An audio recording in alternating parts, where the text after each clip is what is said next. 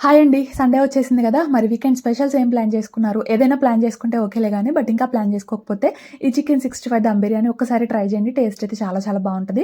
First అయితే చికెన్‌లో ఉప్పు, కారం, పసుపు, ధనియాల పొడి, గరం మసాలా, జీలకర్ర పొడి, అల్లం వెల్లుల్లి పేస్ట్, ఆయిల్ వేసుకొని బాగా మిక్స్ చేసుకొని 1 అవర్ పాటు మ్యారినేట్ చేసుకోండి.